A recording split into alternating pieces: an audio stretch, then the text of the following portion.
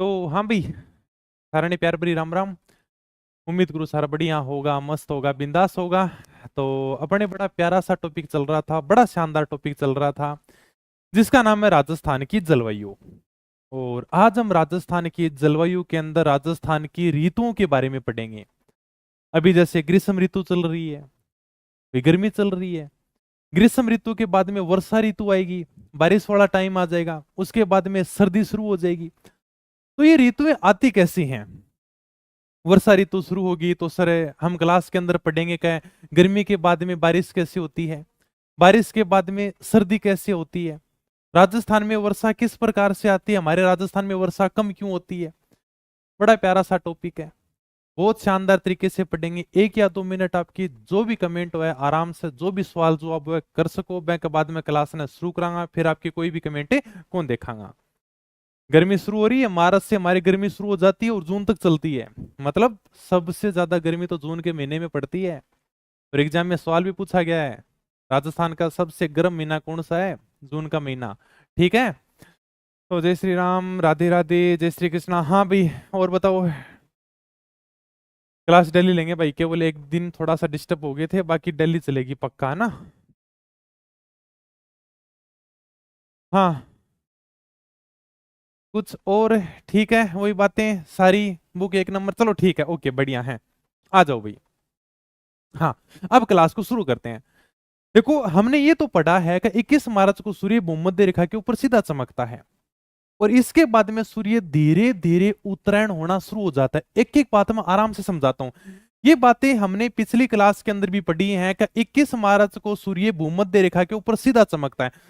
ये मैंने पूरी की पूरी पृथ्वी का एक मैप लिया है, और मैं उदाहरण के तौर पर ये मान लेता हूं कि सर ये हमारी एक भूमध्य रेखा है, उदाहरण के तौर पर मान रहा हूं, ठीक है।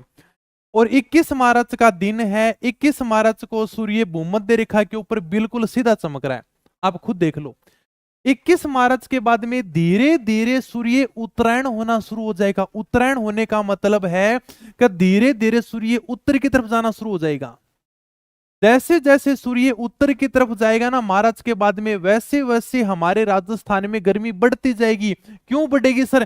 क्योंकि हमारे राजस्थान से कर्क रेखा गुजरती है, और मैं मान लेता हूं कि हमारा राजस्थान यहां पर है।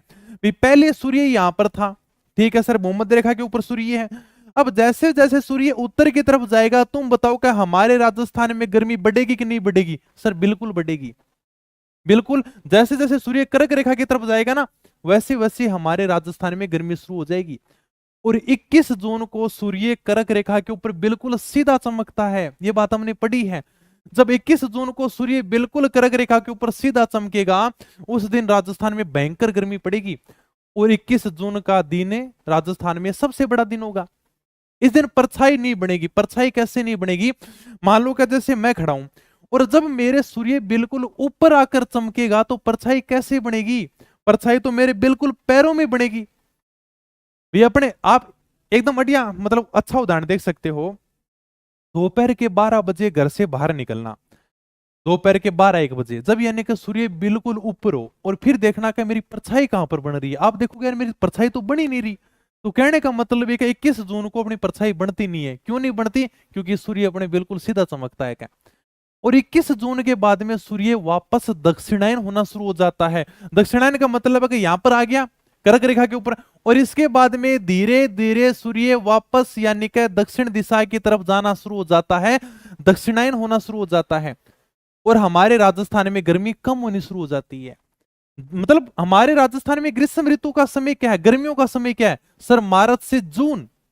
क्यों सर? क्योंकि देखो मार्च को सूर्य भूमध्य रेखा पर था, और जब यानी का सूर्य भूमध्य रेखा से कर्क रेखा की तरफ बढ़ेगा ना, हमारे राजस्थान में गर्मी शुरू हो जाएगी। मतलब गर्मी का समय है मार्च से लेकर मध्य जून, ये ग्रीष्म ऋतु का समय है। और इसके बाद में वापस सूर्य जैसे जैसे दक्षिणायन वापस भूमध्य रेखा की तरफ आना शुरू हो जाएगा ना, हमारे राजस्थान में धीरे धीरे गर्मी कम होनी शुरू हो जाएगी। और 23 सितंबर को सूर्य वापस किसके ऊपर आ जाएगा? भूमध्य रेखा के ऊपर आ जाएगा। और हमने पढ़ा है 23 सितंबर को दिन और रात क्या बनते हैं? बराबर बनते हैं। 23 सितंबर के बाद में जब यानी कि सूर्य और दक्षिणायन होगा, जब यानी कि मकर रेखा की तरफ चला जाएगा, तब हमारे राजस्थान में भयंकर सर्दी पड़ती है। बताओ ये बातें समझ में आई कि नहीं? जब सूर्य मकर रेखा के ऊपर होगा तब हमारे राजस्थान में सूर्य की किरणें नहीं पहुंच पाएंगी। मान लो कि यहां पर सूर्य आ गया, तब हमारे राजस्थान में सूर्य की किरणें पहुंचेंगी नहीं, तो हमारे राजस्थान में सर्दी पड़ेगी। ठीक है, राजस्थान में गर्मी पड़ेगी, मतलब कर्क रेखा के ऊपर होगा तब गर्मी पड़ेगी। ये नॉर्मल सी मैंने बात बताई है। ओके, एक बार मैं थोड़ा सा और समझा देता हूं। हालांकि ये अपन कोई पहली बार चर्चा नहीं कर रहे, हमने पहले भी इन चीजों की चर्चा की है सामान्य परिचय के अंदर। ठीक है, 21 मार्च को सूर्य भूमध्य रेखा के ऊपर है। इस दिन यानी का नॉर्मल सा मौसम रहता है, ना तो गर्मी रहती है ना सर्दी रहती है, मतलब सूर्य की किरणें पूरी पृथ्वी के ऊपर बराबर मात्रा में पहुंचती हैं। ठीक है, इसके बाद में सूर्य हो गया उत्तरायण, उत्तर की तरफ आ गया, और ये मतलब जैसे जैसे उत्तर की तरफ आएगा ना हमारे राजस्थान में गर्मी शुरू हो जाएगी। जब 21 जून को आ गया तो सीधी बात है सर, सीधी सीधी सूर्य की रेखा पड़ेगी क्या, तब हमारे राजस्थान में भयंकर गर्मी पड़ेगी जून के महीने में। और जैसे सूर्य जून के बाद में धीरे धीरे वापस दक्षिणायन होगा, वापस दक्षिण की तरफ जाना शुरू करेगा, हमारे राजस्थान में गर्मी कम होनी शुरू हो जाएगी। ठीक है, फिर यानी कि सितंबर के महीने में वापस यहां पर आ जाएगा। मार्च और सितंबर का ऐसा महीना होता है जिसमें ना तो गर्मी होती है ना सर्दी होती है। ये 2 महीने ऐसे होते हैं। क्यों होते हैं? क्योंकि सूर्य भूमध्य रेखा के ऊपर आता है और मतलब बराबर किरणें भेजता है। यहां पर भी बराबर किरणें जाएंगी सूर्य की, यहां पर भी सूर्य की बराबर किरणें जाएंगी। अब जब यानी का सूर्य धीरे धीरे और भी यानी का मकर रेखा की तरफ जाएगा, यहां से मकर रेखा है, मकर रेखा पर जाएगा ना, तब तो सूर्य की किरणें हमारे पास में पहुंचेंगी नहीं। जब हमारे पास में नहीं पहुंचेंगे तो हमारे तो उस समय सर्दी पड़ेगी। मतलब 22 दिसंबर को सूर्य मकर रेखा के ऊपर है, और जब सूर्य मकर रेखा के ऊपर है तो हमारे राजस्थान में बढ़िया वाली सर्दी पड़ती है। ये नॉर्मल से मैंने बात बताई थी। ओके सर, ठीक है। राजस्थान की ऋतुएं 3 ऋतुएं हैं, ग्रीष्म ऋतु, वर्षा ऋतु और शीत ऋतु। ठीक है सर, तो सबसे पहले हम किसके बारे में पढ़ेंगे? ग्रीष्म ऋतु के बारे में पढ़ेंगे। मार्च से लेकर मध्य जून तक सर राजस्थान में गर्मी कब पड़ेगी? क्या मार्च से लेकर जून के महीने में राजस्थान में गर्मी पड़ेगी? याद करने की जरूरत ही नहीं है, ये आपके सामने पूरा का पूरा डायग्राम है। ये 21 मार्च को सूर्य भूमध्य रेखा के ऊपर है, और जब यानी कि कर्क रेखा के ऊपर जाएगा ना, इस समय के बीच में राजस्थान में गर्मी पड़ेगी। मतलब मार्च से लेकर जून तक सूर्य इधर ही घूमता रहेगा, भूमध्य रेखा से कर्क रेखा। तो जैसे जैसे इधर जाएगा हमारे राजस्थान में भयंकर गर्मी पड़ेगी। तो ग्रीष्म ऋतु का समय क्या हुआ? मार्च से लेकर मध्य जून, ये राजस्थान में ग्रीष्म ऋतु का समय है। 21 मार्च को सूर्य भूमध्य रेखा से उत्तरायण होता है, ये बात मैंने बता दी। 21 मार्च के बाद में सूर्य भूमध्य रेखा के ऊपर अभी तो, और भूमध्य रेखा से उत्तरायण होता है, मतलब उत्तर दिशा में जाना शुरू कर देता है।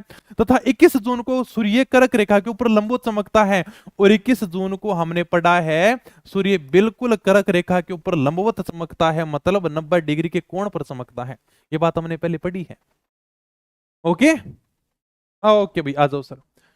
21 जून को राजस्थान में सबसे गर्म दिन, सबसे बड़ा दिन, वह रात छोटी होती है, इस दिन परछाई नहीं बनती, इसलिए से क्या कहते हैं? नो शेडो जोन कहते हैं। ये बात हमने पहले भी पढ़ी है। 21 जून को सूर्य कर्क रेखा के ऊपर सीधा चमकेगा, राजस्थान के डूंगरपुर बांसवाड़ा से कर्क रेखा गुजरती है, और जब सूर्य हमारे ऊपर चमकेगा तो सीधी सी बात है कि वो दिन गर्म होगा भाई साहब, सबसे गर्म दिन होगा, सबसे बड़ा दिन होगा, बहुत बड़ा दिन होता है, लगभग यानी का 13-14 घंटे का दिन होता है।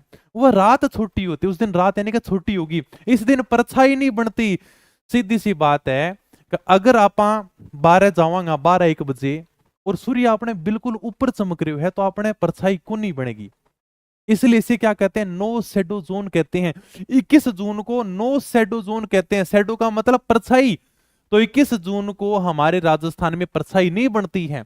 क्यों नहीं बढ़ती? क्योंकि सूर्य भाई साहब एकदम सीधा चमकता है हमारे ऊपर, और जब सूर्य सीधा चमकेगा ना तो परछाई नहीं बनेगी। आप खुद जाकर देख लेना, 12-1 बजे घर से बाहर निकलना, जब सूर्य आपके ऊपर हो, बिल्कुल ऊपर हो, और फिर देखना कि परछाई कहां बन रही है, परछाई बनेगी नहीं आपकी।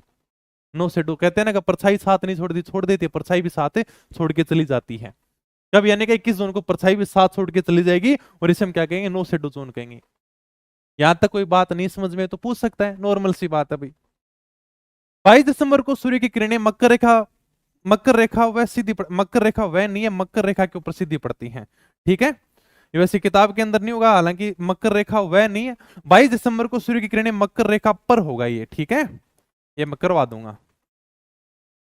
तो 22 दिसंबर को सूर्य की किरणें मकर रेखा के ऊपर सीधी पड़ती हैं। इस दिन राजस्थान में सबसे लंबी रात व सबसे ठंडा दिन होता है, ये बात भी मैंने बता दी। ठीक है, यानी कि 22 दिसंबर को सूर्य की किरणें मकर रेखा के ऊपर सीधी पड़ती हैं, इस दिन राजस्थान में सबसे बड़ी रात होगी, सबसे छोटा दिन होगा। ये बात वो है जो हमने पहले भी कई बार चर्चा कर ली है इन बातों की। अब थोड़ा सा बात कर लेते हैं कि भाई राजस्थान का सबसे गर्म महीना कौन सा है। राजस्थान का सबसे गर्म महीना जून का महीना, ठीक है। सबसे ठंडा महीना कौन सा, जनवरी का महीना है। सबसे गर्म जिला कौन सा, चूरू। ये नॉर्मल सी बातें हैं जो अपने को याद रखनी है। सबसे गर्म महीना कौन सा है सर, जून का महीना। सबसे ठंडा महीना कौन सा है सर, जनवरी का महीना। ओके, सबसे गर्म जिला, सबसे गर्म हो चाहे सबसे ठंडा हो, दोनों के मामले में चूरू नंबर 1 है। सबसे आपको गर्म स्थान पूछ लेना तो सबसे गर्म स्थान है फलोदी, और पूछ लेकर सबसे ठंडा स्थान कौन सा है तो सबसे ठंडा स्थान है माउंट आबू। ठीक है, चालने तो भरना बोट। ओके भाई, कमलेश जी से सीखे भरना बोट। हाँ, ये नॉर्मल सी बातें हैं जो आपको ध्यान रखने। क्या क्या बातें सर, देखो सबसे गर्म महीनों जून को महीनों हुआ है, एग्जाम में पूछा भी गया सवाल है। सबसे ठंडा महीना जनवरी का महीना है। अगर सर देखो गर्म जिला या ठंडा जिला है ना तो चूरू है। चूरू में गर्मी भी भयंकर पड़ती है और ठंड भी भयंकर पड़ती है, दोनों मामलों में चूरू नंबर 1 है। अगर तुमसे पूछ लेगा ये बता कर जिला छोड़ सबसे गर्म स्थान बता दे मेरे को यार, वो सबसे गर्म स्थान है तो फलोदी। और सबसे ठंडा स्थान पूछ लेना, जिसे राजस्थान का बर्फव्यासक भी कहते हैं, वो यानी कि माउंट आबू है। तो जो विश्व का सबसे ठंडा स्थान है उसके साथ में हमने तुलना कर रखी है, तो सबसे ठंडा स्थान है माउंट आबू। ओके सर, ये नॉर्मल से अपने बातें पढ़ी है। सर्वाधिक दैनिक तापांतर वाला जिला, दैनिक तापांतर का मतलब है कि दिन के तापमान में अंतर आ जाए, वो जिला है जैसलमेर। जैसलमेर में आपको बिल्कुल साफ आसमान देखने को मिलेगा। जैसलमेर में वनस्पति की कमी है और उसके अंदर रेतीली मिट्टी है।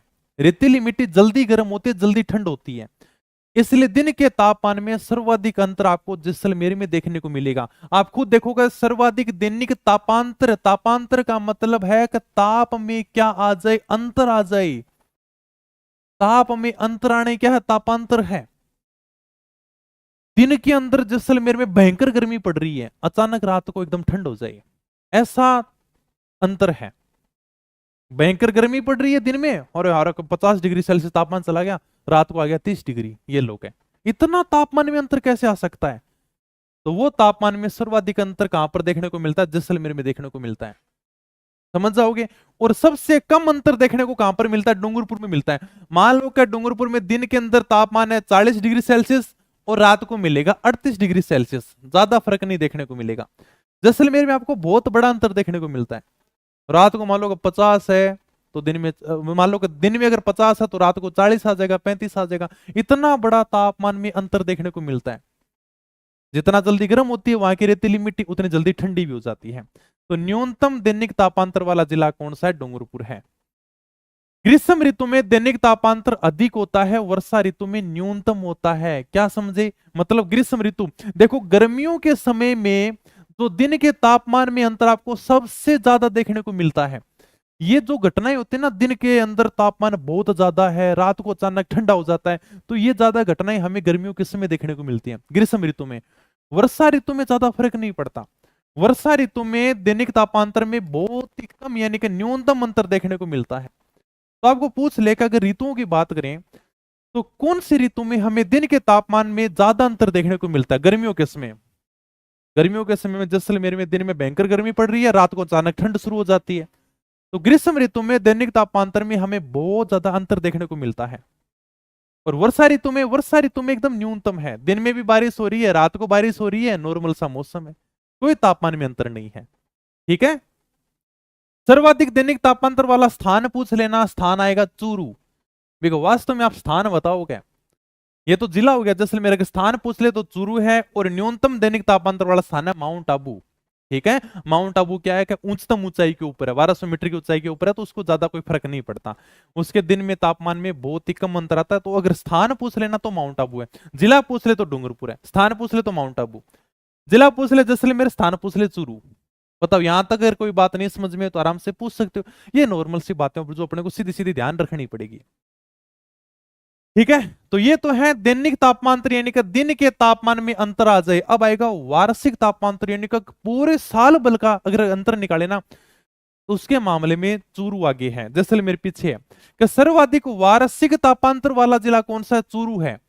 वार्षिक का मतलब पूरे साल भर में अगर कहीं तापमान में अंतर देखने को मिलता है तो वो मिलता है चूरू में, क्योंकि चूरू में भयंकर गर्मी पड़ती है और भयंकरी ठंड पड़ती है। सबसे ज्यादा गर्मी, सबसे ज्यादा ठंड, इतना अंतर पूरे साल भर का अगर अंतर निकाले तो उसके मामले में चूरू नंबर 1 है। और न्यूनतम में तो वही डूंगरपुरी है, स्थान भी डूंगरपुरी है, जिला भी डूंगरपुरी है न्यूनतम के अंदर। ठीक है, बताओ।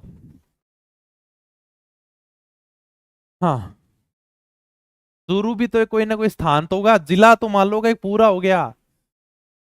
चूरू कोई स्थान नहीं है क्या? चूरू में जो लोग रहने, अब जैसे मान लो मैं कहता हूँ कि चूरू का हूँ भाई, चूरू का प्रॉपर थोड़ी हूँ मैं, चूरू में मैं भी कुछ जगह से होगा। और कुछ लोग ऐसे हैं कि पूछते हैं कि भी कहां से हो गए, चूरू से हूँ, प्रॉपर चूरू से। हाँ, मैं प्रॉपर चूरू से हूँ, तो एक स्थान तो है। जिला तो मतलब पूरा ही आ गया। चूरू भी एक स्थान तो है, फलोदी एक स्थान नहीं है क्या? फलोदी में लोग रहते हैं, वो क्या कहेंगे क्या भाई, हम तो बिल्कुल लेने का फलोदी के ही हैं क्या, प्रॉपर फलोदी के हैं। ओके, ठीक है भाई। आगे क्या पॉइंट लिखा रखा है? वाष्पोत्सर्जन। सर ये क्या है? जल का वाष्प के रूप में बदलना। गर्मियों के समय जैसलमेर वाले क्षेत्र में पेड़ों के ऊपर जो जल की बूंदी होती है ना, वो वाष्प के रूप में ऊपर चली जाती हैं। इसे क्या कहते हैं? वाष्प का उत्सर्जन कहते हैं। ठीक है, देखो ये आपके सामने इस प्रकार से किताब में फोटो भी दे रखी होगी, यानी कि वाष्पोत्सर्जन। ये जो आपको पेड़ पौधे दिख रहे हैं, इनके जो पत्तियां होती हैं, इनके ऊपर आपको थोड़ी बहुत नमी देखने को मिलेगी। और ये जो नमी होती है, इसके ऊपर जो जल की बूंदें होती हैं, वो गर्मियों के समय में वाष्प के रूप में ऊपर चली जाएंगी। तो ये जो इस प्रकार से वाष्प की बूंदें ऊपर जा रही हैं पेड़ पौधों की, इसे हम क्या कहते हैं? वाष्पोत्सर्जन कहते हैं। एक होता है वाष्पीकरण। सर वाष्पीकरण क्या है? मान लो ये सीधा ही आपको पानी दिखाई दे रहा है, और इस पानी की अगर बूंदें सीधी यानी कि वाष्प के रूप में ऊपर बदल जाती हैं, उसे हम कहते हैं वाष्पीकरण। दोनों चीजें थोड़ी अलग अलग हैं।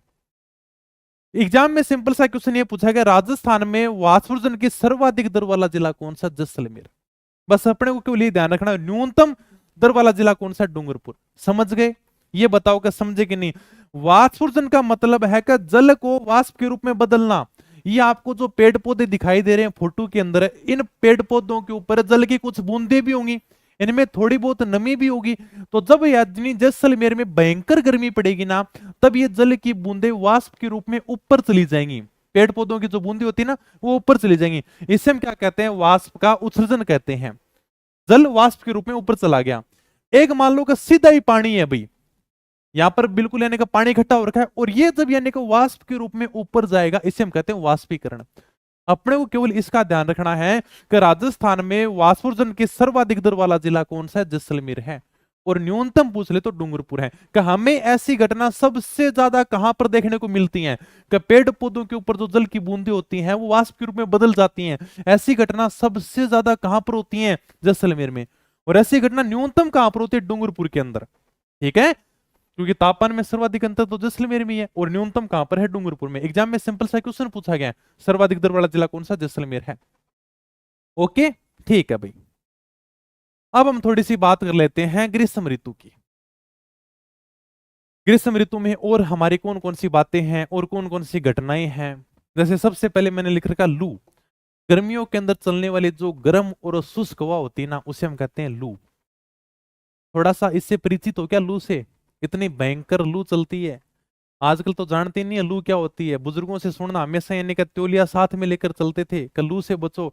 और जिस दिन लू लग जाएगी ना, मैं कह रहा हूँ 5-7 दिन तक कोई काम ही नहीं होगा, बिस्तर पकड़ लोगे तुम, इतनी भयंकर लू लगती है। सर लू लगती क्यों है? जैसे मान लो कि अभी मैं कूलर के आगे बैठा हुआ हूँ और यहीं पर पढ़ाई कर रहा हूँ। आजकल तो तुम सब एसी में बैठते हो, लाइब्रेरी ज्वाइन कर लेते हो, एसी में बैठते हो। फिर अचानक तुम उस तापमान से बाहर निकलते हो और धूप में आते हो, और धूप में यानी कि भयंकर गरम गरम तेज तेज शुष्क हवा चल रही है। वो गर्म हवा जब आपके शरीर को टकराएगी, तो आपको नुकसान पहुंचाएगी। आपका शरीर उस हवा को सहन नहीं कर पाएगा। आप एक जगह ऐसे बैठे थे जहां पर बिल्कुल यानी कि ठंडा इलाका था, आप एसी के सामने पढ़ रहे थे, लाइब्रेरी में बैठे हुए थे। जैसे यानी कि आप थोड़ा सा बाहर निकले, बाहर तो भयंकर गर्मी पड़ रही है, बाहर तो एकदम शुष्क हवा चल रही है, गर्म गर्म हवा चल रही है। और जैसे आपका शरीर बाहर आया, आपके शरीर ने उस गर्म हवा को सहन नहीं किया, आपके क्या लग गई? लू लग गई। तो ज्यादा से ज्यादा पानी पियो, और हमेशा जब भी बाहर निकलो, चाहे मोटरसाइकिल के ऊपर जाओ, तो हमेशा अपने साथ में तौलिया रखा करो। सबसे बचने का यही उपाय है, बाकी इसके अलावा कोई उपाय नहीं है। ठीक है, ओके। तो लू क्या है? गर्मियों में चलने वाली गर्म और शुष्क हवा क्या है? लू है भाई। बमूलिया क्या है? अरे बमूलिया तो जानता ही होगा, इसके बारे में मैंने पहले भी चर्चा की थी।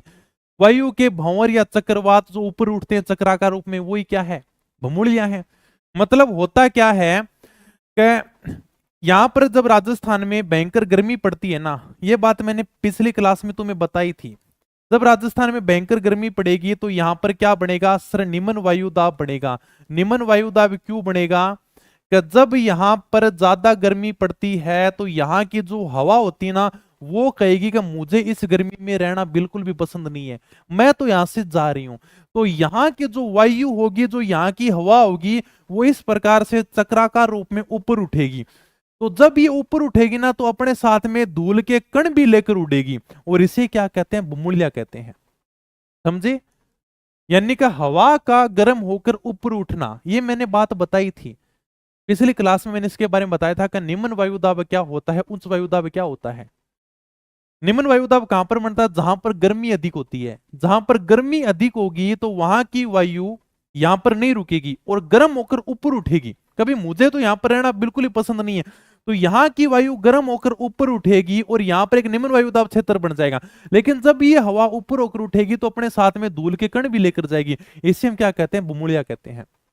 ओके, तो वायु के भंवर, मतलब भंवर आकृति में, इस प्रकार से चक्राकार आकृति में, भंवर आकृति में, वायु के भंवर या चक्रवात या सैवनी हवाएं, मतलब गर्म होकर हवा का ऊपर उठना जो चक्राकार हो जाती है, बस यही क्या बमूलिया है।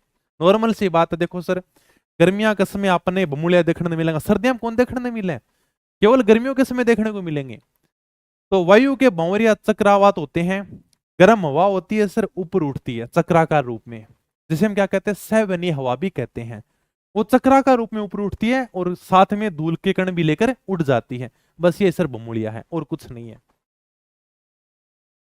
पूर्वा या पूर्वाई क्या है अभी हम देखेंगे। अभी जैसे वर्षा ऋतु की बात करेंगे तो बड़ा शानदार तरीके से हम समझेंगे कि सर ये वर्षा ऋतु क्या है, किस प्रकार से आती है। एक तो अरब सागर की शाखा, एक बंगाल की खाड़ी की शाखा। यानी कि बंगाल की खाड़ी की जो मानसूनी हवा आती है ना, पूर्व से पश्चिम की ओर चलती है। कैसे चलेगी सर?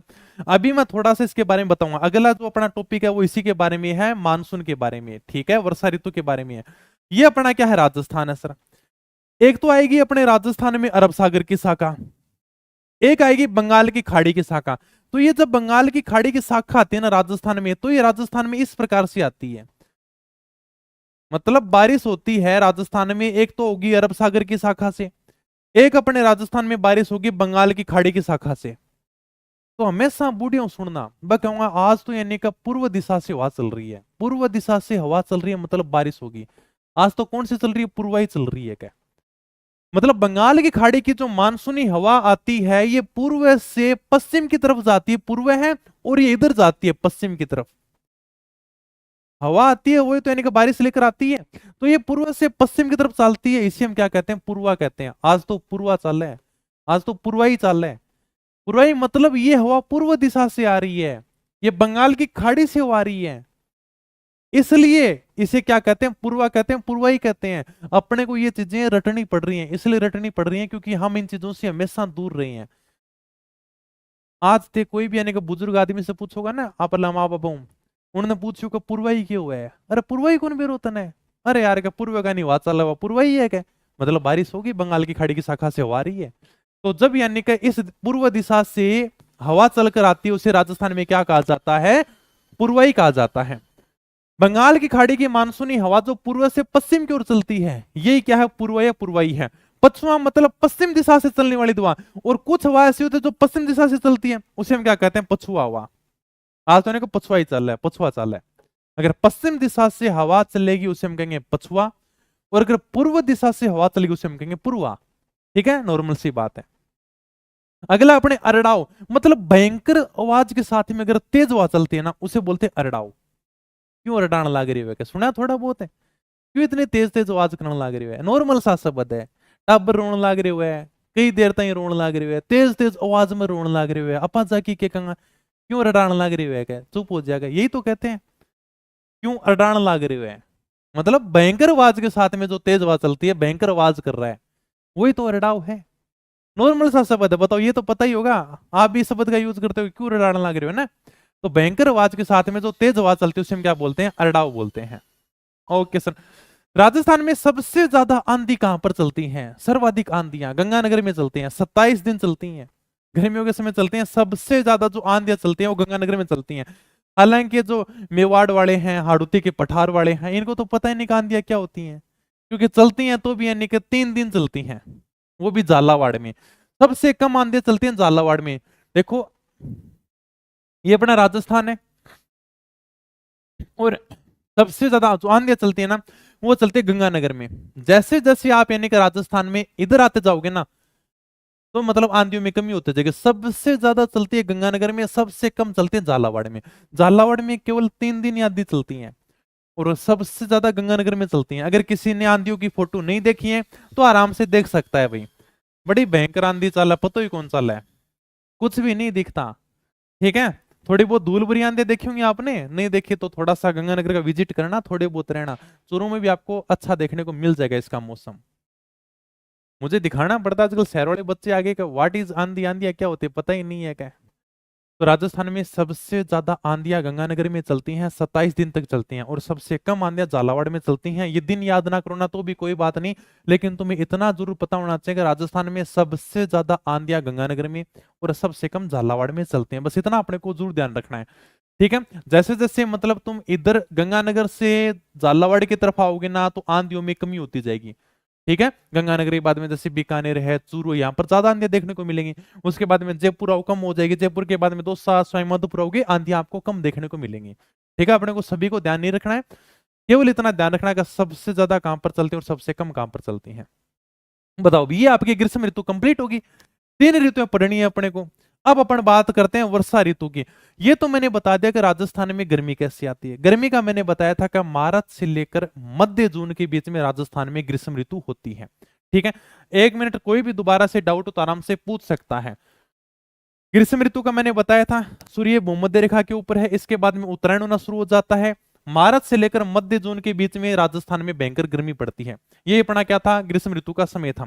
ओके, ये बात हमने पहले भी कई बार चर्चा कर ली है, पहली क्लास में हमने ये देखा था, सारी की सारी बातें हमने देखी थी। 21 जून को सूर्य कर्क रेखा के ऊपर चमकता है, बांसवाड़ा में एकदम लंबो चमकता है, तिरछापन गंगानगर में है। ये सारी की सारी बातों की अपन ने चर्चा कर ली है। ठीक है, ये नॉर्मल से पॉइंट जो आपको याद करने पड़ेंगे। सबसे गर्म महीना कौन सा है, सबसे ठंडा जिला कौन सा है, सबसे गर्म स्थान कौन सा है, ये तो अपने को सीधा देखना पड़ेगा। तापांतर मैंने बता दिया, ताप में अंतर आना, बिल्कुल दिन के तापमान में अंतर आ जाता तो उसे क्या कहते हैं, तापांतर कहते हैं।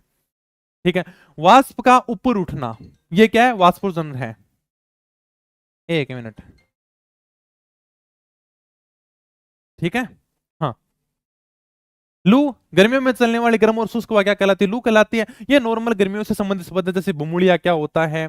ठीक है, पूर्वा पूर्व दिशा से हवा चलती है, पूर्वा है, पछवा मतलब पश्चिम दिशा से हवा चलती है, और रड़ाऊ मतलब भयंकर। क्यों रड़ाने लग रहे हो यार, क्या भयंकर तेज आवाज के साथ में इस प्रकार से जो हवा चलती है उसको क्या कहते हैं, रड़ाऊ कहते हैं। सबसे ज्यादा आंधियां गंगानगर, सबसे कम आंधियां झालावाड़, केवल 3 दिन चलती हैं। अब आ जाओ वर्षा ऋतु। बारिश कब होती है मुझे ये बताओ, हमारे राजस्थान में बारिश कब होती है, जून के बाद में, सर जुलाई अगस्त।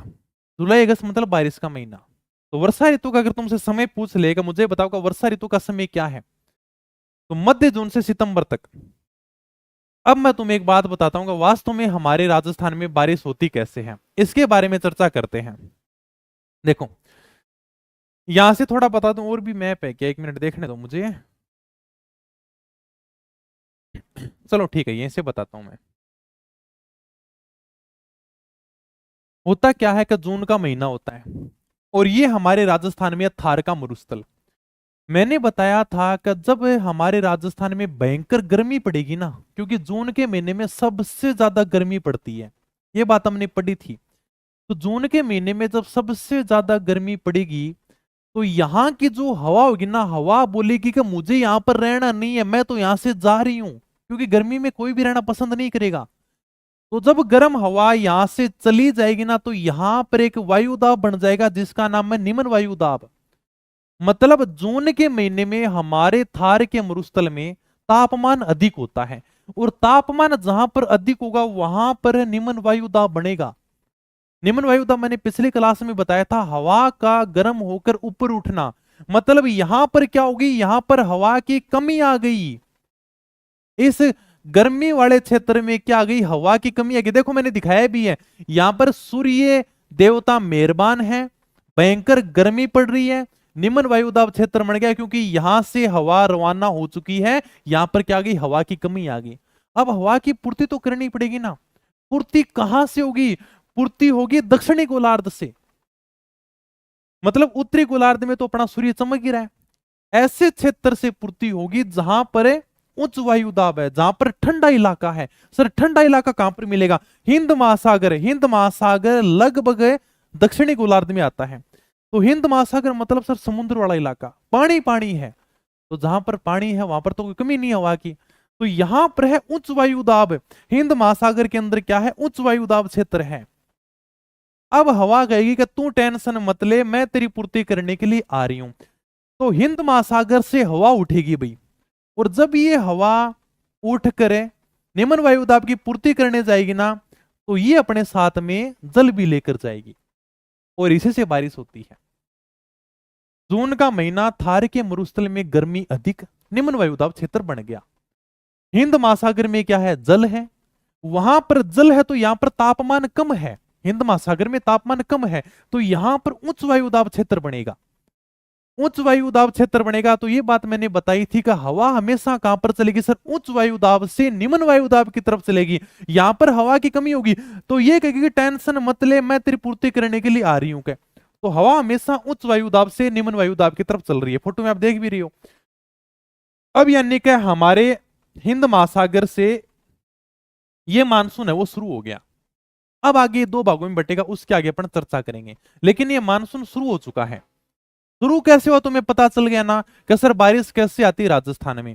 अब देखो जून माह है, वर्षा ऋतु का समय मध्य जून से सितंबर तक।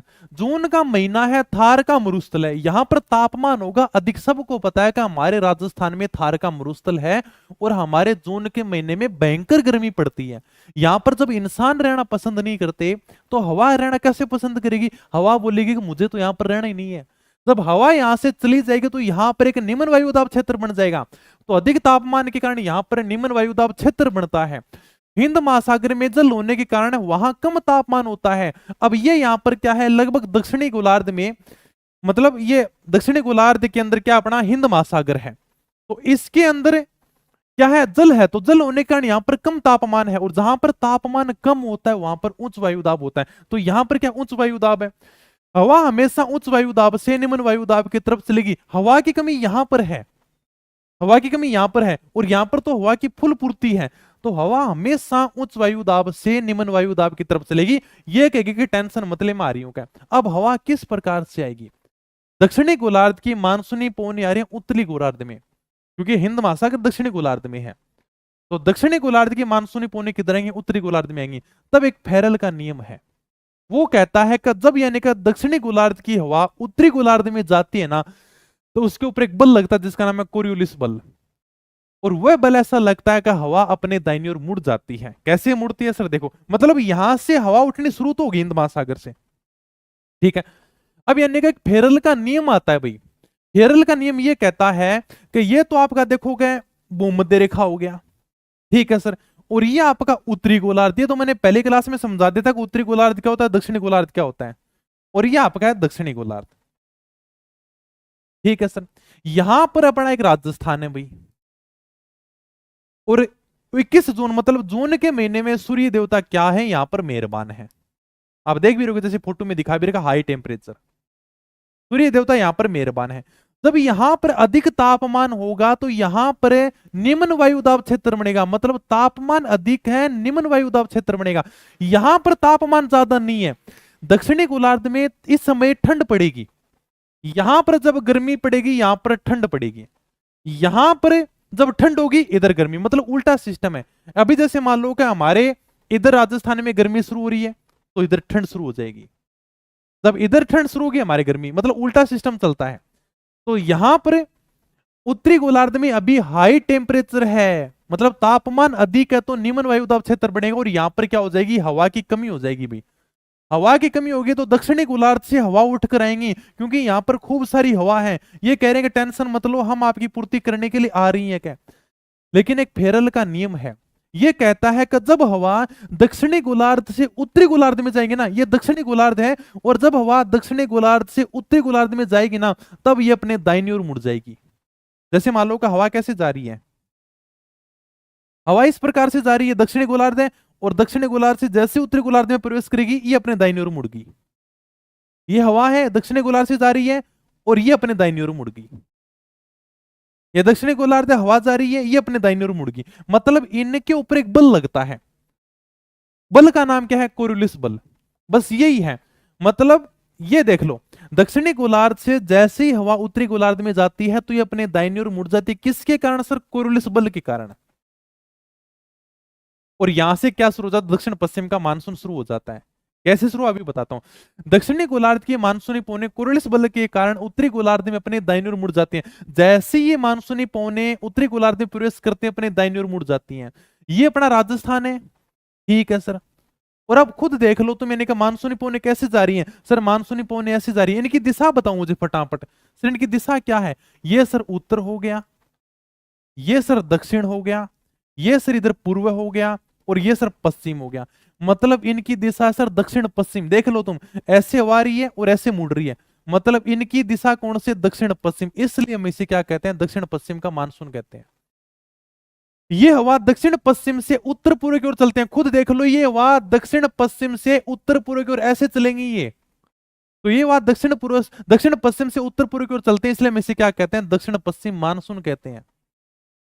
और बाद में इस दक्षिण पश्चिम मानसून को दो शाखाओं में बांटा गया है।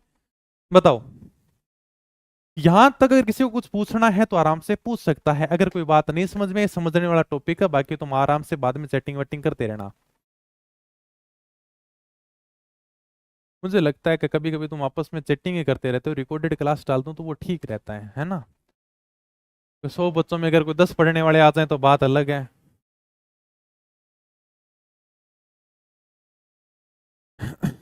हम्म, कुछ पूछना है, टॉपिक वाइज क्वेश्चन करा रहा हूँ। जैसे टॉपिक पूरा हो तो उसके बाद में सारे के सारे क्वेश्चन लेकर आ रहा हूँ। कुछ पूछना है, चलूं आगे, ठीक है।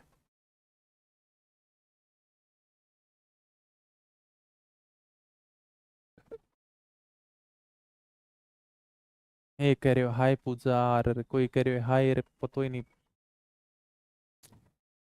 अगर कोई तुम्हें डाउट लगे, किताब में भी डाउट लगे तो भी मुझे भेज देना। चलो ठीक है। नॉर्मल से मैंने बात बताई, ये बात दक्षिण पश्चिम से उत्तर पूर्व की ओर चलते, इसे हम क्या कहते हैं, दक्षिण पश्चिम का मानसून कहते हैं। ठीक है, हवा इसी प्रकार से चलेगी। अब यानी कि ये हवा हमारे भारत में दो भागों में विभक्त हो जाती है। दक्षिण पश्चिम का मानसून बाद में दो शाखाओं में बंटता है। मान लो कि तुमसे कोई पूछ ले कि भारत में सबसे ज्यादा बारिश किस मानसून से होती है, दक्षिण पश्चिम मानसून से। अगर कोई सिंपल सा तुमसे पूछ ले, बाद में इस दक्षिण पश्चिम मानसून को हमने दो शाखाओं में बांटा है, इसके बाद में दो शाखाएं हो जाती हैं। भाई भारत में सबसे ज्यादा बारिश किससे होती है सर, दक्षिण पश्चिम के मानसून से। और बाद में ये मानसून दो शाखाओं में बढ़ता है। जैसे मतलब ये हिंद महासागर की हवा आएंगी ना, ये हमारा भारत इस प्रकार से है, तो यहां से हवा दो भागों में बटेगी। इधर तो है अरब सागर, इधर बंगाल की खाड़ी। कुछ हवा जाएंगी बंगाल की खाड़ी की तरफ, और कुछ हवा जाएंगी अरब सागर की तरफ। समझ गए। यहां से दक्षिण पश्चिम का मानसून दो भागों में बट जाता है। कुल मिलाकर देखो कि इस प्रकार से अपना ये लास्ट में दक्षिण भारत है, ठीक है। यहां पर हिंद महासागर है। ओके सर, ये मैं मान लेता हूं कि हिंद महासागर है भाई। अब क्या हुआ कि हिंद महासागर से हवा उठी, ठीक है सर, दक्षिणी गोलार्ध से हवा उठी। दक्षिणी गोलार्ध से हवा उठी तो एक इनके ऊपर बल लगा, कोरियोलिस बल, और इसके कारण ये अपने दाहिनी ओर मुड़ गई।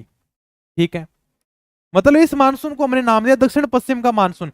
लेकिन जैसे ही दक्षिण पश्चिम का मानसून भारत में आएगा ना, तो भारत इस प्रकार से, तो भारत में ये मानसून दो भागों में बट जाएगा। एक तो मानसून इधर जा रहा है, ठीक है सर, इसका नाम है बंगाल की खाड़ी वाला मानसून। ये देखो इधर जा रहा है ना, ये मानसून है बंगाल की खाड़ी वाला मानसून, इधर है बंगाल की खाड़ी। और एक मानसून इधर आएगा, इसका नाम है अरब सागर का मानसून।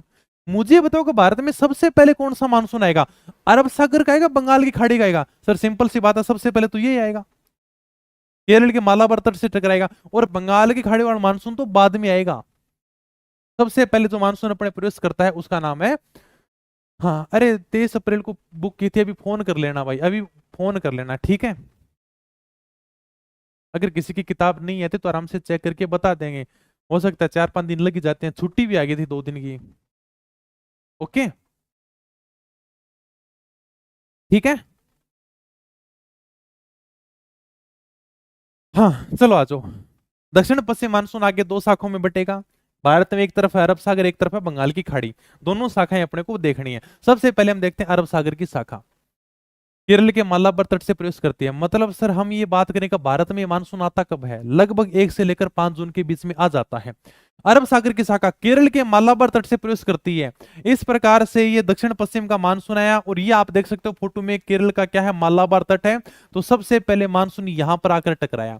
तो सबसे पहले भारत में केरल के मालाबार तट पर बारिश होगी। यह अरब सागर की शाखा। यह शाखा राजस्थान में बांसवाड़ा से प्रवेश करती है। ये देखो इस प्रकार से शाखा चलती रहेगी। ठीक है सर, यहां पर बारिश करेगी। सर राजस्थान में सबसे पहले कहां पर प्रवेश करती है? राजस्थान में सबसे पहले बांसवाड़ा में प्रवेश करती है।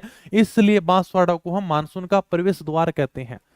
भारत में सबसे पहले अरब सागर की शाखा केरल के मालाबार तट से टकराती है, लगभग 1 से 5 जून के बीच में प्रवेश कर जाती है। उसके बाद में हमारे राजस्थान में 17 जून तक पहुंचेगी, क्योंकि हवा धीरे धीरे पहुंचेगी। 1 से लेकर 5 जून तक यहां पर पहुंची है, धीरे धीरे ऊपर आएंगी। फिर यानी कि महाराष्ट्र है, उसके बाद में गुजरात है, फिर यानी कि राजस्थान का नंबर आएगा। राजस्थान में 17 जून के आसपास प्रवेश करेगी। राजस्थान में कहां से प्रवेश करेगी? राजस्थान में सबसे पहले टकराएंगे बांसवाड़ा से, और बांसवाड़ा में बारिश करेंगे। राजस्थान में मानसून कहां से प्रवेश करता है? बांसवाड़ा से करता है। इसलिए बांसवाड़ा को मानसून का प्रवेश द्वार कहा जाता है। ये 17 जून के आसपास आती है। ये 17 जून कोई समय फिक्स नहीं है। कहां सर 17 जून का समय फिक्स है? कोई फिक्स नहीं है। कभी आप देखते हो अखबार में, कभी मानसून जल्दी आ गया, कभी लेट आता है, ये कोई समय फिक्स नहीं, लेकिन लगभग यानी कि 17 जून है। हो सकता है कहीं पर 15 जून देखने को मिले, कहीं पर 16 जून देखने को मिले, लेकिन अपने को इन चीजों की बिल्कुल भी रट्टा नहीं लगाना है। मानसून का प्रवेश द्वार बांसवाड़ा, 17 जून के आसपास मानसून प्रवेश करता है। अरावली की पहाड़ियां इस मानसून के समांतर होने के कारण राजस्थान में कम वर्षा होती है। सबसे पहले कौन सा मानसून आ रहा है सर? अरब सागर वाला मानसून राजस्थान में सबसे पहले प्रवेश कर रहा है। केरल के मालाबार तट से टकराया है, उसके बाद में धीरे धीरे आगे बढ़ेगा। अब आप ये देख लो, ये राजस्थान का मैप है, ठीक है सर, ओके। और यहां पर अपने अरावली गुजर रही है, ठीक, अरावली है। अब अरब सागर के मानसून की दिशा इसी प्रकार से है, और अरावली की दिशा भी ऐसी है। इसलिए अरब सागर की शाखा अरावली से बिल्कुल भी नहीं टकराएगी। और ये मैंने पिछली क्लास में भी तुम्हें बताया था कि जब तक यानी कि मानसून की शाखा अरावली से नहीं टकराएगी, तब तक हमारे राजस्थान में बारिश होगी नहीं।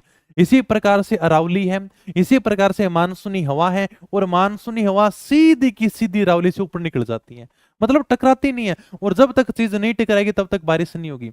ये अरब सागर की शाखा आगे जाकर टकराएंगे हिमाचल प्रदेश में। ये देख लो, हिमालय, आगे जाकर हिमालय से टकराएंगे भी। और यहां पर एक स्थान है धर्मशाला, धर्मशाला में जाकर टकराती है हिमाचल प्रदेश में। फिर ये टकराकर वापस लौटती हैं, और फिर थोड़ी बहुत 10% बारिश करती हैं, केवल मतलब 10% बारिश करती हैं। अरब सागर की शाखा से राजस्थान में केवल 10% ही बारिश होती है। तुम कहोगे सर केवल 10% बारिश क्यों होती है? क्योंकि इसी प्रकार से तो अरावली है, और इसी दिशा में मानसूनी हवा चल रही है, तो ये बिल्कुल भी नहीं टकराएंगे। ये मानसूनी हवा सीधी की सीधी राजस्थान के ऊपर से निकल जाती है, ऊपर से निकल गई सीधी की सीधी, और ये जाकर आगे टकराई हिमालय से, हिमाचल प्रदेश में धर्मशाला स्थान से टकराई, और फिर वापस लौटी टकराकर हवा, और तब हमारे राजस्थान में 10% बारिश करेगी। टकराकर तो सारी की सारी बारिश उधर ही कर दिया हिमालय के अंदर, हमारे तो थोड़ी बहुत बारिश हुई, ठीक है। अरब सागरीय मानसून की राजस्थान में दिशा दक्षिण पश्चिम से उत्तर पूर्व होती है। ये तो याद करने की जरूरत ही नहीं है, ये हमारा राजस्थान है, ठीक है सर।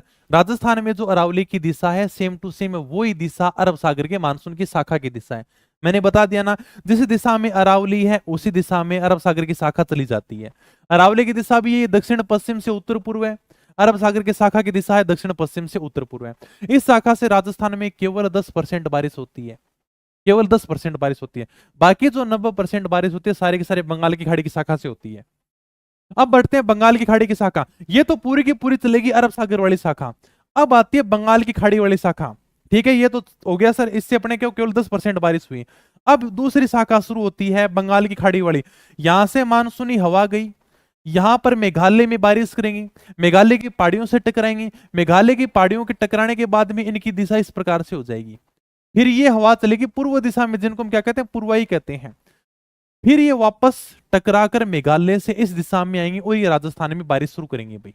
ये दिशा रहती है इनकी। किस प्रकार से राजस्थान में ऐसे प्रवेश करती है ये, मतलब दक्षिण पूर्वी भाग में बारिश करेंगी। राजस्थान में जो सबसे ज्यादा बारिश होती है 90% वो बंगाल की खाड़ी की शाखा से होती है। यह राजस्थान में झालावाड़ से प्रवेश करती है, खुद देख लेना। अरब सागर की शाखा सबसे पहले बांसवाड़ा में प्रवेश करती है, इसे मानसून का प्रवेश द्वार कहते हैं। सबसे पहले अरब सागर की शाखा राजस्थान में पहुंचती है, लेकिन ये सीधी निकल जाती है, केवल 10% बारिश करती है। फिर आती है बंगाल की खाड़ी वाली शाखा। बंगाल की खाड़ी वाली शाखा राजस्थान में ऐसे प्रवेश करती है। सबसे पहले कहां से प्रवेश करेगी सर, झालावाड़ से प्रवेश करेगी। यहां अपने करावली गुजरती है भाई। अब की बारी ये जो हवा है ना, इसकी दिशा बिल्कुल अरावली से टकराएगी और अरावली से बढ़िया टकराती है और बढ़िया बारिश करती है। लेकिन ये बारिश केवल दक्षिण पूर्वी जिलों में करती है, यहां पर बारिश हो जाएगी। अरावली के इधर जो भी जिले हैं ना, उनमें बारिश नहीं होगी, मतलब अरावली का वृष्टि छाया प्रदेश आ गया। केवल इधर भयंकर बारिश करती है, इन दक्षिण पूर्वी जिलों में बढ़िया बारिश होगी। ये अरावली से टकराएंगी, बढ़िया बारिश करेंगी। लेकिन ये जो अपना थार का मरुस्थल है, पश्चिम मरुस्थलीय प्रदेश है, ये फिर अरावली का वृष्टि छाया प्रदेश हो गया। हाँ,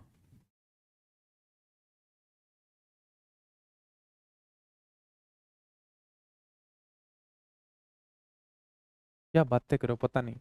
ठीक है, मैं तो पढ़ा देता हूँ। राजस्थान में सबसे ज्यादा बारिश 90% बंगाल की खाड़ी से होती है। ठीक है, राजस्थान में कहां से प्रवेश करती है, झालावाड़ से प्रवेश करती है, अरावली पर्वतमाला से टकराएगी, राजस्थान के केवल दक्षिण पूर्वी भाग में वर्षा करेगी। उत्तर पश्चिम भाग, ये जो अपना उत्तर पश्चिमी भाग है, फिर यानी का अरावली के वृष्टि छाया प्रदेश में हो गया। यहाँ पर बहुत कम बारिश होती है, न के बराबर बारिश होती है। इस मानसूनी शाखा के अंदर हालांकि नमी अधिक होती है। ठीक है, ओके। अरावली पर्वतमाला से टकराकर ये राजस्थान के दक्षिण पूर्वी भाग में ही वर्षा करती है। उत्तर पश्चिमी भाग में अरावली का वृष्टि छाया प्रदेश होने के कारण यहाँ पर बहुत कम बारिश होती है। इस प्रकार से देखो, झालावाड़ से प्रवेश करेगी, यहां से अरावली गुजर रही है, यहाँ पर दक्षिण पूर्वी भाग में बारिश कर देगी, अरावली से टकराकर केवल इधर ही बारिश हो जाएगी, सारी की सारी बारिश। यहाँ पर केवल थोड़ी बहुत बारिश होती है, मतलब अरावली का वृष्टि छाया प्रदेश है, अरावली की छाया लगी इस भाग को। इस मानसूनी शाखा में नमी अधिक होती है। बंगाल की खाड़ी मानसून, अच्छा, बंगाल की खाड़ी मानसून की राजस्थान में दिशा। एक दो बात तुम्हें ध्यान रखना का, अरब सागर की दिशा तो ये तुम्हें पता था कि सर ये तो है उत्तर, ये आपको पता है कि दक्षिण है, ये आपका पूर्व है, और ये आपका क्या है, पश्चिम है। ठीक है, अगर तुमसे पूछ ले कि अरब सागर की दिशा, सर अरब सागर की दिशा तो ये रही, अरब सागर के मानसून की दया दक्षिण पश्चिम से उत्तर पूर्व है, इसी प्रकार से जाती है रावली के समांतर। जो रावली की दिशा है वही दिशा अरब सागर के मानसून की है। अब पूछ लेगा बंगाल की खाड़ी, सर बंगाल की खाड़ी तो झालावाड़ से प्रवेश करती है, इसकी दिशा ये है भाई। याद करने की मतलब रट्टा मारने की जरूरत ही नहीं है। बंगाल की खाड़ी के मानसून की दिशा है दक्षिण पूर्व से उत्तर पश्चिम।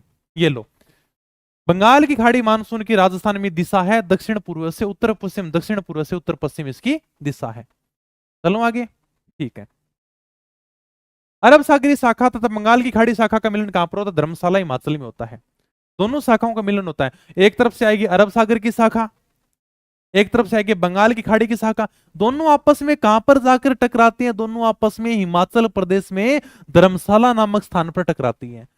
अरब सागर की शाखा सीधी की सीधी आगे निकल जाती है, धर्मशाला नामक स्थान पर टकराएगी। बंगाल की खाड़ी शाखा भी मेघालय के अंदर बारिश करके वापस इधर आएगी और यहां पर अरब सागर से टकराएगी। अरब सागर की शाखा और बंगाल की खाड़ी शाखा का मिलन कहां पर होता है, धर्मशाला हिमाचल में होता है। दक्षिण पश्चिम मानसून से राजस्थान में वर्षा का अवरोही क्रम, मतलब अवरोही क्रम का मतलब यह है कि ज्यादा से कम बारिश किधर होती है। ये पूरे के पूरे मैं दक्षिण पश्चिम मानसून की बात कर रहा हूं। अगर मैं पूरे दक्षिण पश्चिम मानसून की बात करूं, इसी दक्षिण पश्चिम मानसून को हमने दो भागों में बांटा है। एग्जाम में सिंपल सा क्वेश्चन आ जाएगा, राजस्थान में सबसे ज्यादा बारिश किस मानसून से होती है, तो दक्षिण पश्चिम का मानसून। हालांकि ये अब बाद में दो भागों में बटा है, लेकिन अगर मैं इस दक्षिण पश्चिम के मानसून की बात करूं तो राजस्थान में वर्षा का अवरोही क्रम क्या है। अवरोही का मतलब है कि ज्यादा बारिश किधर होती है और फिर कम कहां पर होती है, ये तो तुम्हें पता चल जाएगा। यानी कि ज्यादा बारिश कहां पर होती है, कम बारिश कहां पर होती है। दक्षिण पश्चिमी मानसून से राजस्थान में वर्षा का अवरोही क्रम, ज्यादा बारिश होगी इन क्षेत्रों में, किन जिलों में ज्यादा बारिश होती है, यहां पर बारिश कम होती है, सबको पता है। इस क्षेत्र में कम बारिश होगी, यहां पर ज्यादा बारिश होगी। अवरोही का मतलब है ज्यादा से कम जाओ, ज्यादा अक्षर है तो ज्यादा से कम मतलब दक्षिण पूर्व से उत्तर पश्चिम जाओगे ना, तो ये आपका हो गया अवरोही क्रम। आरोही क्रम पूछ ले तो उल्टा कर दो। आरोही का मतलब है उत्तर पश्चिम से दक्षिण पूर्व है, तो दक्षिण पश्चिमी मानसून से राजस्थान में वर्षा का अवरोही क्रम है कि दक्षिण पूर्व जिलों से उत्तर पश्चिम जिले, मतलब ये जो आपके दक्षिण है और ये आपका पूर्व है, सबसे ज्यादा बारिश इन्हीं जिलों में होगी। तो दक्षिण पूर्वी जिलों में सबसे ज्यादा बारिश होगी, उसके बाद में उत्तर पश्चिमी जिलों में बारिश होगी। मतलब सबसे ज्यादा अगर वर्षा का अवरोही क्रम ज्यादा से कम, यहां पर ज्यादा बारिश होती है यहां पर कम होती है, तो क्रम हो गया सर दक्षिण पूर्व से उत्तर पश्चिम। अगर आपको देखना है कि राजस्थान में अवरोही क्रम बताओ कि ज्यादा बारिश कहां पर होती है, यहां से स्टार्ट हो जाओ। अगर आपको कम देखनी है ना, धीरे धीरे कम देखनी है, तो ऐसे ऐसे चलते जाना, लास्ट में आपको जैसलमेर बीकानेर बाड़मेर मिलेंगे, यहां पर कम बारिश होती है। तो ये वर्षा का अवरोही क्रम हो गया। राजस्थान में सर्वाधिक आर्द्रता सर्वाधिक नमी वाला स्थान अगर पूछ ले तो माउंट आबू है, ठीक है। सर्वाधिक आर्द्रता वाला जिला पूछ ले तो है झालावाड़, ठीक है। ओके ठीक है सर। अगर पूछ ले कि राजस्थान में सर्वाधिक आर्द्रता वाला स्थान कौन सा है, जहां पर सबसे बढ़िया नमी होती है, बारिश भी अच्छी होती है, तो सर्वाधिक आर्द्रता वाला स्थान है माउंट आबू। और अगर तुमसे पूछ ले कि सर्वाधिक आर्द्रता वाला जिला कौन सा है, तो है झालावाड़। राजस्थान में न्यूनतम आर्द्रता और सबसे शुष्क स्थान पूछ ले, मान लो कि तुमसे पूछ ले कि राजस्थान में न्यूनतम आर्द्रता, तो तुम बताओगे फलोदी। या तुमसे पूछ ले कि सबसे शुष्क स्थान कौन सा है, तो भी तुम बताओगे फलोदी। अगर जिला पूछ ले तो जैसलमेर है। राजस्थान में न्यूनतम आर्द्रता मतलब न्यूनतम आर्द्रता फलोदी में पाई जाती है, सबसे शुष्क स्थान भी कौन सा है, फलोदी है। और अगर तुमसे पूछ ले कि न्यूनतम आर्द्रता वाला जिला, जिला पूछ ले तो जैसलमेर है। अगर तुमसे पूछ ले कि राजस्थान में सबसे शुष्क जिला कौन सा है, जिला पूछ ले तो जैसलमेर आएगा। दोनों में अगर पूछ ले कि न्यूनतम आर्द्रता या फिर सबसे शुष्क स्थान पूछे तो फलोदी आएगा, जिला पूछे तो जैसलमेर आएगा, ठीक है। ओके भाई, एक मिनट। हाँ, वर्षा ये नॉर्मल से पॉइंट है जो अपने को ध्यान रखना है। एक मिनट, फोन को मैं साइलेंट कर देता हूँ, फोन आया थोड़ा।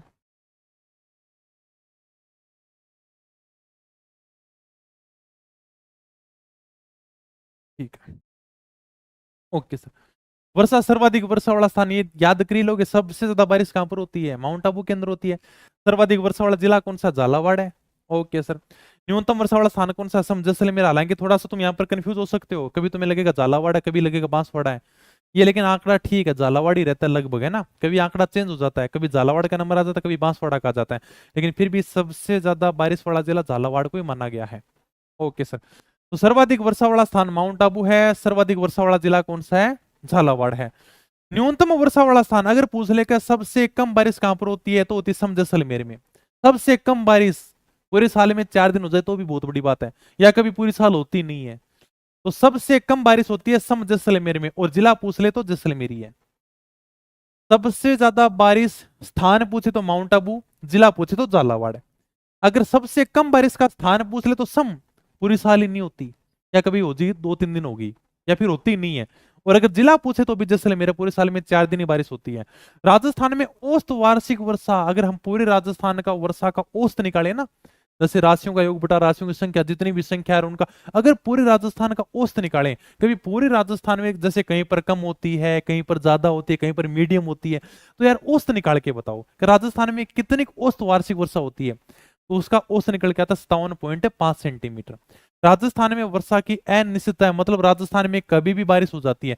असमानता है, पूरे राजस्थान में समान बारिश नहीं होती है, कहीं पर कम होती है, कहीं पर ज्यादा होती है, मतलब असमानता है। अर्थात राजस्थान में वर्षा समान नहीं होती, पूरे राजस्थान में वर्षा अलग अलग होती है, ठीक है। ओके। राजस्थान में वर्षा की वृद्धि कहां पर होगी भी, अगर आपको वास्तव में देखना है कि वर्षा की वृद्धि किधर होगी, किधर जाओगे आप, उत्तर पश्चिम से दक्षिण पूर्व की ओर जाओ। अगर आपको देखना है कि मुझे राजस्थान में वर्षा की वृद्धि देखनी है, ये आपका उत्तर हो गया, ये आपका दक्षिण हो गया, ये आपका पूर्व हो गया, और ये आपका पश्चिम हो गया।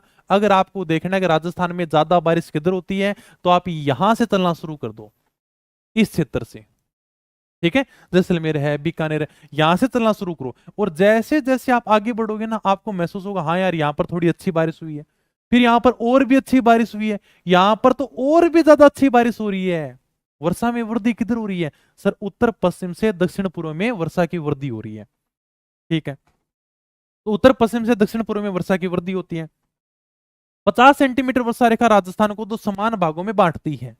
ये हमने सामान्य भौतिक प्रदेश के अंदर भी पढ़ा था कि 50 सेंटीमीटर वर्षा रेखा राजस्थान को दो समान भागों में बांटती है, और 25 सेंटीमीटर वर्षा रेखा राजस्थान के उत्तर पश्चिम रुस्थल को दो भागों में बांटती है, शुष्क और अर्धशुष्क। ये हमने पढ़ा था ना? ठीक है सर, ये आपने भौतिक प्रदेश में पढ़ा भी दिया। पश्चिम राजस्थान में वर्षा कम क्यों होती है? अगर कोई तुमसे पूछ ले कारण क्या है, कभी हमारे पश्चिमी राजस्थान में वर्षा कम क्यों होती है? एक तो देखो वनस्पति कम है, पेड़ पौधे कम है, जहां पर पेड़ पौधे ज्यादा होंगे वहां पर बारिश भी ज्यादा होगी। इसलिए सबसे अच्छा है कि मरुस्थल को पूरा हरा भरा कर दो, बारिश ही बारिश होगी। दूसरा कारण अरावली ऐसी है भाई, अरावली अरब सागर की शाखा आती है ना, वो तो सीधी की सीधी ऊपर के निकल जाती है। बंगाल की खाड़ी वाली आती है, वो अरावली से टकराती जरूर है, लेकिन केवल दक्षिण पूर्वी भाग में वर्षा करती है। अरावली ऐसी है, बेचारे मरुस्थल वाले ऐसे ही रह जाते हैं। तो पश्चिमी राजस्थान अरावली के कारण बिना बारिश के रह जाता है। फिर हमारे पश्चिमी राजस्थान में गर्म और शुष्क हवा चलती है, बड़ी गर्म हवा चलती है। मान लो कि कोई हवा भूली भटकी जो पानी वाली है ना, वो पश्चिम मरुस्थल में पहुंच गई, तो उसे आने का गर्मी लगेगी, वो भाग जाएगी, मैं तो यहाँ पर रहूंगी नहीं। तो मान लो कि थोड़ी बहुत कोई बारिश लेकर जाएगी भी ना, कि चल यार, कि मैं इस मरुस्थल में बारिश कर ही दूं, क्या थोड़ी बहुत नमी लेकर जाती है, तो वहां पर इतनी गर्म हवा चलती है कि वो भाग ही जाती है, वो रुकती नहीं है। मतलब उस हवा की आर्द्रता ही घट जाएगी, क्या उसमें जो भी नमी होगी वो समाप्ति हो जाएगी। तो पश्चिमी राजस्थान में वर्षा कम होने के कारण है कि यहाँ पर कम वनस्पति है, अरावली ऐसी है कि दोनों शाखाओं को रोक कर रखती है, गर्म व शुष्क हवा जिससे आर्द्रता घट जाती है।